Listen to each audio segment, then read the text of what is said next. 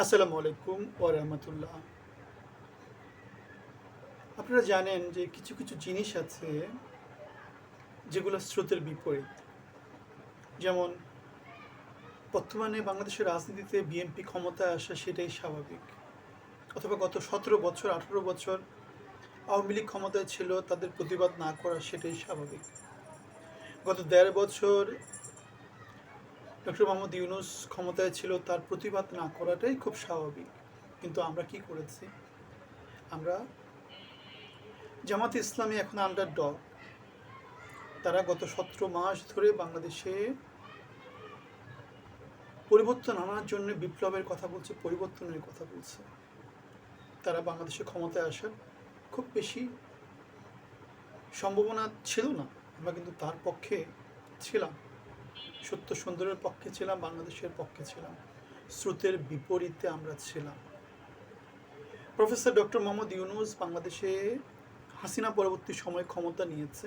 আমাদের আত্মত্যাগের, আমাদের পরিশ্রমের, আমাদের কষ্টের অর্জিত যে ফসল বাংলাদেশের গণ অভ্যুত্থান পরবর্তী বাংলাদেশ, সেটার ফসল তিনি ভোগ করছেন। আমরা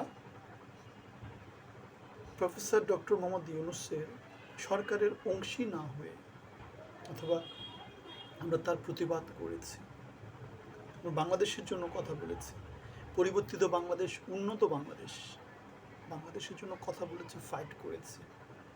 হাসিনা 17 বছরের ফ্যাসিজমে হাসিনার সাথে মিলে ঝুলে যাওয়াটাই ছিল স্বাভাবিক। বাংলাদেশের 20 কোটি মানুষই কোনো না কোনোভাবে হাসিনার সাথে একত্রিত হয়ে গিয়েছিল, হাত মিলিয়েছিল। আমরা সেটা করিনি। সেজন্যই আমরা 5 বছর আগে চাকরি হারিয়েছিলাম। আমরা আমাদের প্রতিবাদ সংগ্রাম চালু রেখেছিলাম। ঢাকার এই প্রান্ত থেকে ওই প্রান্তে হেঁটে বেরিয়েছিলাম। পল্টন ময়দান, সোহরাওয়ার্দী উদ্যান, প্রেস ক্লাব, শাহবাগ, শহীদ মিনার, এমন কোথাও নাই, অনলাইন অফলাইন সর্বত্র আমাদের চিহ্ন ছড়িয়ে আছে। তাহলে আমরা যেটা কথা বলছি সেটা হচ্ছে, আমরা স্রোতের বিপরীতের মানুষ। বাংলাদেশে যাতে পরিবর্তন আসে তার জন্য আমরা চেষ্টা করছি। আমরা গণতন্ত্রের কথা বলেছি ফ্যাসিজমের সময়, আমরা সংস্কারের কথা বলেছি ইউনূস যখন সংস্কার নামে জাতির সাথে প্রতারণা করছে। আমরা জামাতের পক্ষে কথা বলছি যখন দেখতে পাচ্ছি বিএনপি ঋণ খেলাপি, ব্যাংক ডাকাত, পলাতক, অযোগ্য, অশিক্ষিত লোকজনকে মনোনয়ন দিচ্ছে, মন্ত্রী এমপি বানাচ্ছে। যখন তারা সেই পুরনো সংস্কৃতির দিকে চলে যাচ্ছে, তারা সেই পুরনো রাজনীতিকে ধারণ করার চেষ্টা করছে। সুতরাং আমরা হচ্ছি স্রোতের বিপরীতের মানুষ।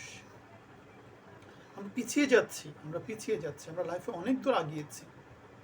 পিএইচডি করেছি, ইঞ্জিনিয়ারিং পড়েছি, মাস্টার্স করেছি, এমবিএ করেছি, ঢাকা ইউনিভার্সিটিতে পড়েছি, নর্থডেম কলেজে পড়েছি, বুয়েটে পড়েছি, আমেরিকাতে পড়েছি, একটা ইউনিভার্সিটিতে প্রফেসর ছিলাম, ইন্টেলে কাজ করেছি, রিসার্চ করেছি। হাসিনাকে ফেলে দিয়েছি।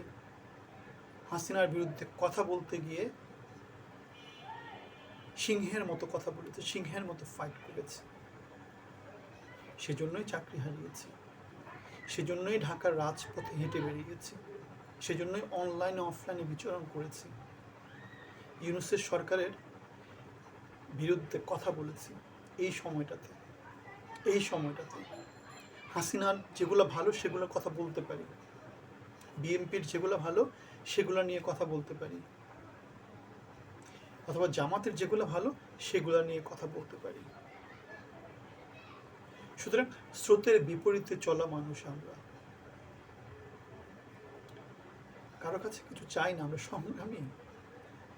কারো দয়ায় দাক্ষিণ্যয় কোনো কিছু আমরা অর্জন করিনি। আমরা পারিবারিক ঐতিহ্য ধরে কোনো কিছু পাই না। আমরা ফাইট করে পেয়েছি, ত্যাগ করে পেয়েছি, সংগ্রাম করে পেয়েছি, যোগ্যতার গুণে পেয়েছি।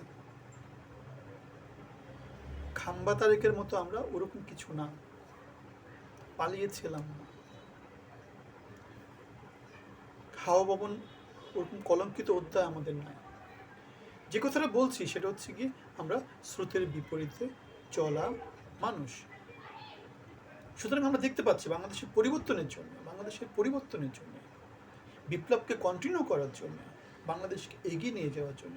24-এ যেই 2000 ছেলেপেলে নিহত হলো, 30,000 ছেলেপেলে আহত হলো, সেটাকে কন্টিনিউ করার জন্য তারেক রহমান যোগ্য নেতৃত্ব না। তার যে মনোনয়ন, তার যে চিন্তা চেতনা, তার যেই নির্বাচনী প্রচারণা, 17 বছর দেশের বাইরে পালিয়ে থাকা, 17 মাস ধরে দেশে না আসা, নিরাপত্তার অজুহাতে 7 স্তরের নিরাপত্তা নিশ্চিত করা, সত্যিকার নেতৃত্বকে মূল্যায়ন না করা, আমরা দেখতে পাচ্ছি তারা একটার পর একটা উইকেট হারাচ্ছে, বাংলাদেশের রাজনীতি থেকে অপাংক্তেয় হয়ে যাচ্ছে, একটা একটা করে উইকেট হারাচ্ছে। সামনে সেটা আরও হারাবে, সামনে সেটা আরও হারাবে। বাংলাদেশের রাজনীতিতে অপাংক্তেয় হয়ে যাবে, তারা অযোগ্য হয়ে যাবে, বাংলাদেশের রাজনীতি থেকে বিতাড়িত হয়ে যাবে। যোগ্যতা সম্পন্ন নেতৃত্ব ছাড়া বাংলাদেশে টিকে থাকা যাবে না। সুতরাং এই নির্বাচনে যোগ্যতা সম্পন্ন যদি দল থাকে, সেটা হচ্ছে তরুণ নেতৃত্ব, 24-এর নেতৃত্ব, ডক্টর শফিকুর রহমানের নেতৃত্বে যে জোটটা আছে সেই জোটটা। আপনাদের সবার জন্য শুভকামনা। আসসালামু আলাইকুম।